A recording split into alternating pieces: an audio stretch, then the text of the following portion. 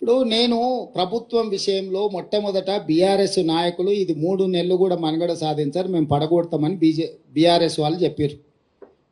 శాసనసభలో ఉన్న కడియం శ్రీహరి గారు లాంటి వాళ్ళు, కేసీఆర్ కూడా అంతర్గత సమావేశాలలో ఈ ప్రభుత్వాన్ని మనుగడ సాగనీయము, పడగొడతామని బీఆర్ఎస్ వాళ్ళు అన్నారు. సేమ్ డాక్టర్ లక్ష్మణ్ గారు బీజేపీ నాయకులు కూడా ఈ ప్రభుత్వం పార్లమెంట్ ఎన్నికల తర్వాత పడిపోతుందని వారు అన్నారు. వీరి దగ్గర ఉన్నది 39, వారి దగ్గర ఉన్నది 8. ఏ లెక్కలు కూడినా కూడా వీళ్లకు లెక్క కుదరదు. వాళ్ళిద్దరు కలిసి మా ప్రభుత్వం మీద కుట్ర చేస్తే తప్ప వాళ్ళు అనుకుంటున్న కార్యాచరణ అమలు జరగదు.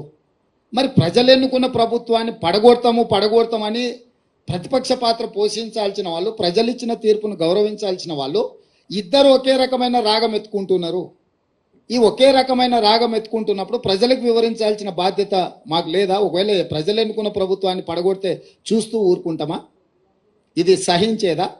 రెండవది, చాలామంది శాసనసభ్యులు నన్ను వచ్చి కలుస్తున్నారు కదా, నియోజకవర్గాల అభివృద్ధి కోసం వచ్చినప్పుడు వాళ్ళతోని యథాలాపంగానో పిచ్చాపాటో లేకపోతే పరిస్థితుల మీద మేము చర్చ చేస్తాం కదా, వాళ్ళు కూడా మాట్లాడతారు కదా. వాళ్ళు స్పష్టంగా చెప్తున్నారు, సార్ మా వాళ్ళు కూడా మనము బీజేపీ కలిసిపోతున్నాం, ఎన్నికల తర్వాత మన ప్రభుత్వం వచ్చేస్తుంది, మీరెవ్వరు చింతించకండి, మళ్ళీ మనదే అధికారం అని కొంతమందికి ఆల్రెడీ మంత్రి పదవులు కూడా హామీలు ఇచ్చేస్తున్నారు. వాళ్ళు చెప్తున్నారు అని వీళ్ళకు పైత్యం ముదిరింది సార్. అట్లాంటి పరిస్థితి ఏదైనా వస్తే మేమంతా సిద్ధంగా ఉన్నాం ఈ ప్రభుత్వాన్ని నిలబెట్టడానికి. ఇన్నాళ్లకు ముఖ్యమంత్రి శాసనసభ్యులను కలిసి నియోజకవర్గ సమస్యలు వింటున్నాడు. మేము అందులో ఉన్న 10 ఏళ్ళలో మేము ఎన్నడూ చూసిందే లేదు సార్, నువ్వు టీవీలలో తప్ప మా బాధ మా గోడు విన్నదే లేదు. ఈ మాత్రం స్వేచ్ఛ ఉంటే స్వేచ్ఛ ఉన్న ప్రభుత్వాన్ని మళ్ళీ వదులుకొని నిర్బంధాలు తెచ్చుకుంటామా సార్?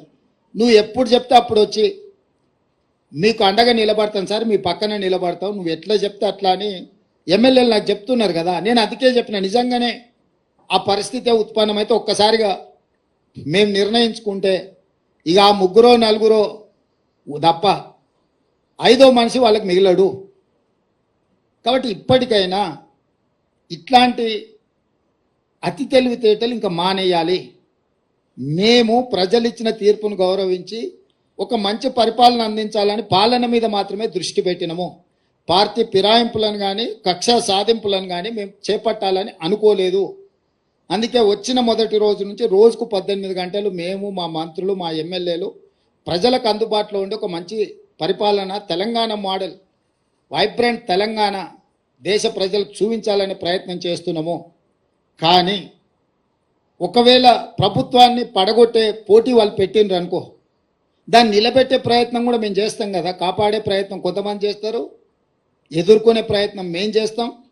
దీన్ని నిలబెట్టి వాళ్ళకు గుణపాఠం చెప్పేవాళ్ళు వాళ్ళు ఉంటారు. సో వాళ్ళు కోరుకుంటే నేను ముందు నుంచి ఎప్పుడు కూడా నేను మీకు చెప్తాను, ఏ దానికైనా నేను సిద్ధం. కాకపోతే మొదట వాళ్ళు కోరుకోవాలి ఏందనేది. నేను ప్రజలు ఇచ్చిన తీర్పును గౌరవించి చిత్తశుద్ధితోని పరిపాలనను ముందుకు తీసుకెళ్తున్నా. నన్ను నా పని చేయనిస్తే ప్రతిపక్షాలుగా మీ పని మీరు చేసుకోవచ్చు. నాకేదో కాళ్ళలో కట్టబెట్టాలి, ఈ ప్రభుత్వాన్ని పడగొట్టాలనుకుంటే 10 ఏళ్ళు ప్రతిపక్షంలో మిమ్మల్ని దించుతామని చెప్పినాం, దించి చూపించినాం. ఇప్పుడు కూడా మీ ద్వారా స్పష్టంగా చెప్తున్నా, పడగొట్టాలన్న ఆలోచన మీరు చేస్తే మీరు నిద్ర లేచే లోపల మీ పక్కన ఎవడూ ఉండరు, మీరు తొడుక్కున్న బట్టలు కూడా ఉండవు. లేదు చూసుకుంటే ఎమ్మెల్యేల సంగతి చాలా దూరము. అట్లా ఒకవేళ వాళ్ళు కోరుకుంటే నాకు ఏమీ అభ్యంతరం లేదు. మీరు తారీఖు చెప్పండి, పడగొట్టేది ఏందో చెప్పండి, దాని పరిణామాలు ఏందో నేను చెప్తా. తారీఖు నిర్ణయించుకోమని చెప్తున్నా నేను. ఒకవేళ ఈ ప్రభుత్వాన్ని పడగొడతాము అని మీరు బింకాల కోసం పొంకనాల కోసం మాట్లాడుకుంటే నాకేం అభ్యంతరం లేదు. ఎందుకంటే పొంకనాల పోసిగానికి 3 ఏళ్ళు 36 దొడ్లు అని వెనకడికి పెద్దోళ్ళు చెప్పారు. పొంకనాల కోసం అయితే నాకు అభ్యంతరం ఏం లేదు.